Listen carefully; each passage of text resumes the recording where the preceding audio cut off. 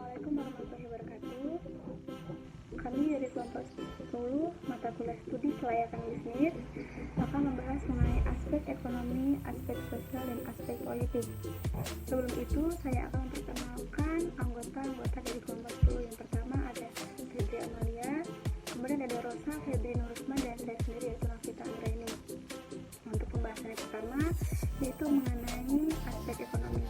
Aspek ekonomi sendiri merupakan pengaruh makroekonomi suatu daerah atau negara secara langsung atau tidak langsung yang nyata pada rencana bisnis, apalagi bisnis dengan skala yang relatif besar. Selain menjadikan faktor makroekonomi itu sebagai input dalam studi kelayakan bisnis, hendaknya dikaji imbal baliknya, yaitu bahwa bisnis yang direncanakan hendaknya bermanfaat bagi pihak lain. Nah, dalam aspek-aspek penilaian manfaat bisnis yang direncanakan dapat ditinjau dari beberapa sisi. Yang pertama yaitu sisi rencana pembangunan nasional. Dari tinjauan sisi ini dimaksud agar proyek itu dapat memberikan kesempatan kerja bagi masyarakat, kemudian dapat menggunakan sumber daya lokal, kemudian dapat menghasilkan dan menghemat devisa, menumbuhkan industri lain, turut menyediakan kebutuhan konsumen dalam negeri sesuai dengan kemampuan, dan yaitu menambah pendapatan nasional. Kemudian ada dari sisi rencana distribusi nilai tambah. Maksudnya agar proyek yang dibangun memiliki nilai tambah.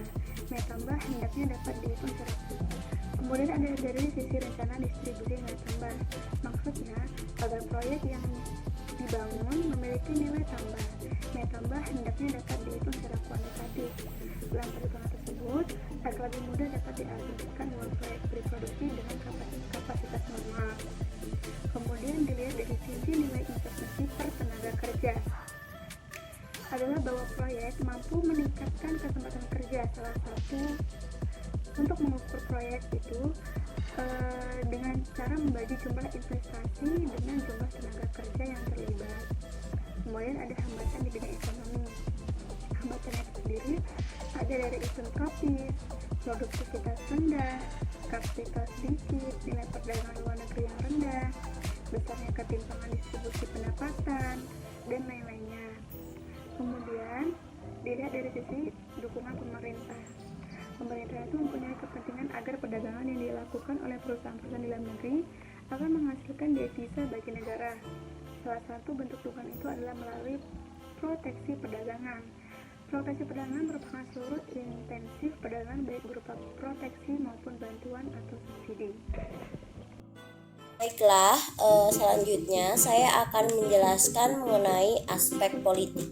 Jadi, dalam menganalisis kelayakan bisnis, aspek politik itu perlu dikaji untuk memperkirakan bahwa situasi politik saat bisnis itu dibangun dan diimplementasikan tanpa adanya gangguan, sehingga kajiannya itu menjadi layak. Situasi politik dapat diketahui melalui berita-berita di media massa. Berita-berita tersebut terbagi atas dua bagian, yaitu berita good news dan bad news. Nah, untuk berita good news sendiri itu dimaknai sebagai berita yang dapat diterima pelaku pasar sebagai faktor atau kondisi suatu negara yang berhubungan dengan dunia investasi, yang dinilai mendukung dan memiliki potensi mendatangkan keuntungan bagi dunia investasi.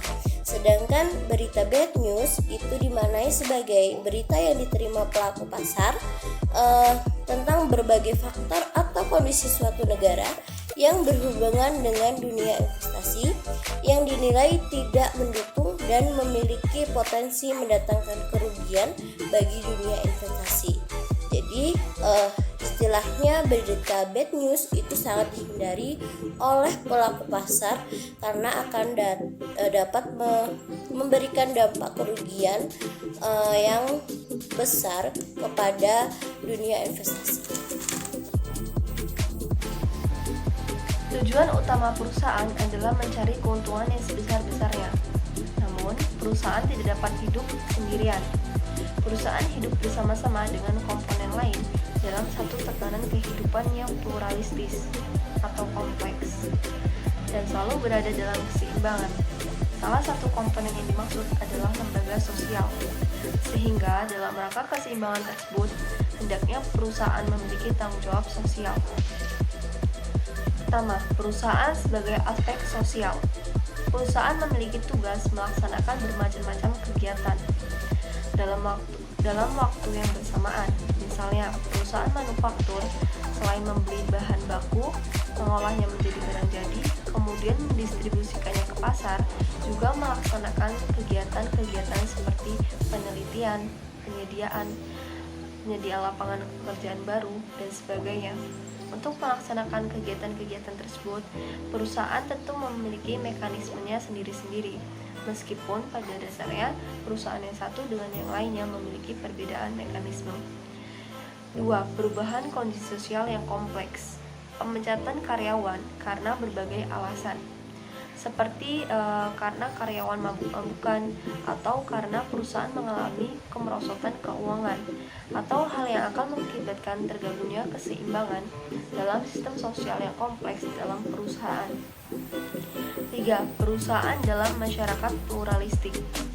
Lingkungan pluralistik atau masyarakat pluralistik adalah sebuah kehidupan berbagai kekompakan yang mempengaruhi lingkungan perusahaan dalam mendapatkan harapan-harapan sosial, ekonomi, atau politik. Masing-masing kelompok berusaha mengembangkan diri supaya fungsi sistem itu efektif.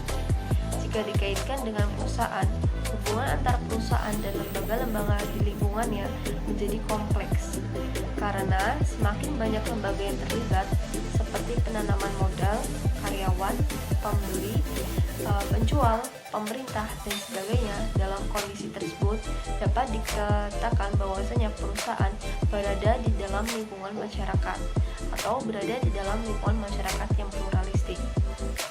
Nah, sekian presentasi dari kami, kurang lebihnya kami mohon maaf.